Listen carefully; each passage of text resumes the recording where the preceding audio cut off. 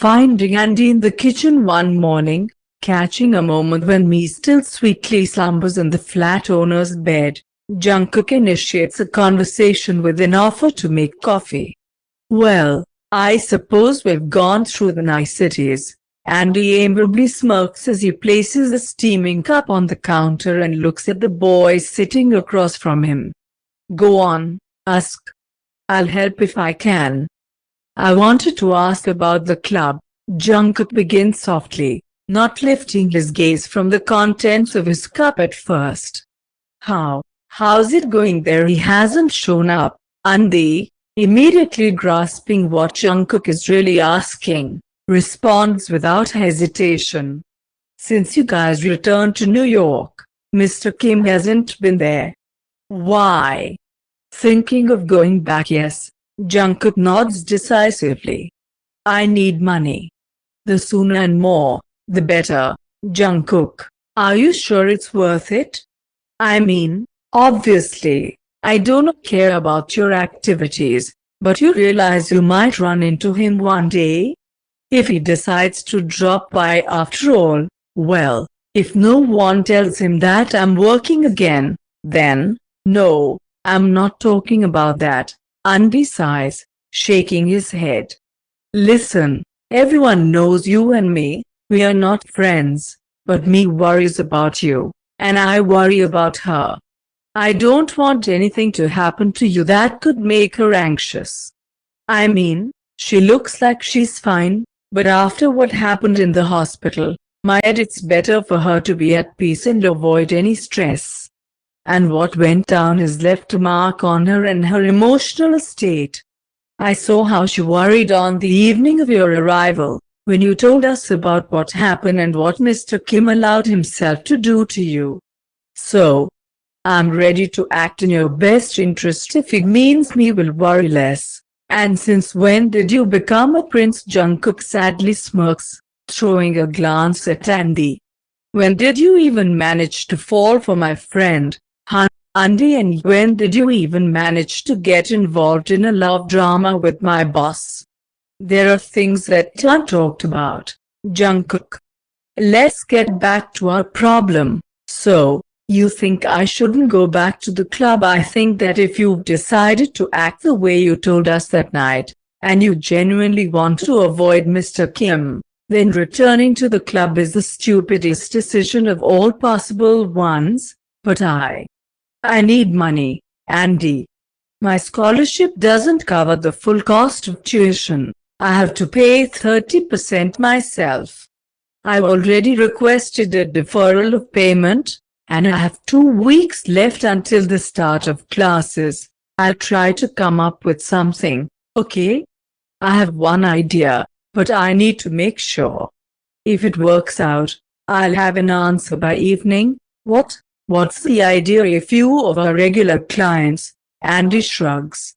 "They took my number in case they want to know if specific dancers would be there on the night they want to come, or when they need to book some privates in advance. Does the club know about this?" Jungkook arches an eyebrow, ignoring the heavy lump in his throat. "Do you think I live solely on my salary?" Andy chuckles, taking another sip of coffee. "They pay handsomely for the services they need, Jungkook, and if you urgently need money, I can offer you to them.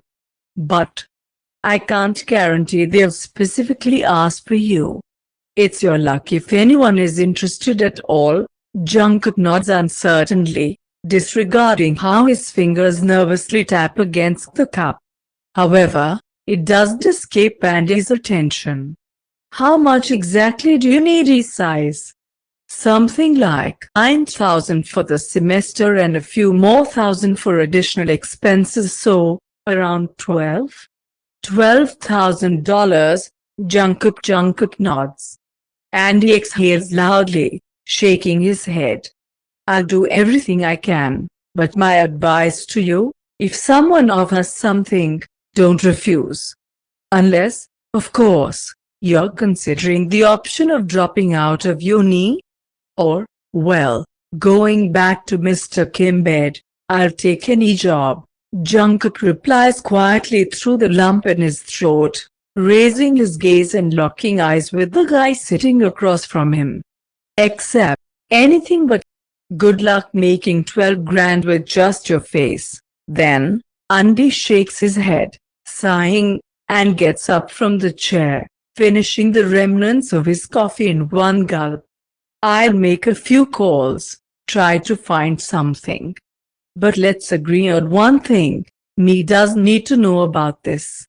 If anything, tell her you found a job on your own.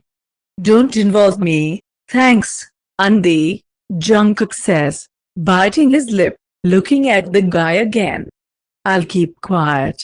Andy looks at him for a few more seconds, as if wanting to say something, but then, pressing his lips together, he just silently leaves the kitchen. Jungkook takes a deep breath, trying to swallow back the tears, and all that echoes in his mind is the fear of what he'll have to go through to deal with all of this. And the missed calls and messages from Mr. Kim last night only serve as a reminder of the predicament he's in. On the same evening when me and Andy both head to the Moth, and Andy sends him a message that there's no news yet but he'll try to sniff something out tonight among the guests, Jungkook cries for about half an hour. He's in deep trouble, and the days are flying by, too quickly approaching the moment when he'll simply receive a letter of dismissal from the university for non-payment. And it all looks like there's no salvation in sight anytime soon. So Jungkook comes to a decision he promised himself not to make ever again. He takes a shower, quickly tidying up his body, and then, gritting his teeth, he takes his phone and snaps a few photos, not bothering to put on anything. Ironically, it's these lacy that Mr. Kim tucked into his suitcase, apparently for some joke, when he sent him home to his family. And Jungkook forces himself not to think about how he's now going to use them to earn money. Taking as many good intimate photos as possible, he returns to the living room, where the couch has become his temporary abode. With a laptop in his hands, he opens the website that became his salvation years ago when he needed money. He traces the keys, recalling the login details he once used, with a hesitancy that echoes the uncertainty in his heart. He wants to laugh hysterically when the familiar sight, not much changed from those days, appears before his eyes, a stark reminder of the past he thought he had left behind. Jungkook navigates the site with a practiced hand, leaving messages that dance on the fine line between desperation and allure. The enticing photos, carefully angled to conceal his face, speak volumes about the lengths he's willing to go. He stares at the send button, a small yet profound click that echoes through the silence of the room. The tears on his cheeks go unnoticed, lost in the shadows of his dimly lit refuge. Now all that's left is to wait. And if fate is kind to him, he'll receive at least a couple of offers soon. 3 days later, his bank account is replenished by just under $1,000, a result of dozens of meticulously crafted photos where he contorts his body into requested poses, skillfully avoiding revealing his own face. This bounty comes at the cost of engaging in with various strangers, managing hundreds of messages that traverse the realm of his private moments.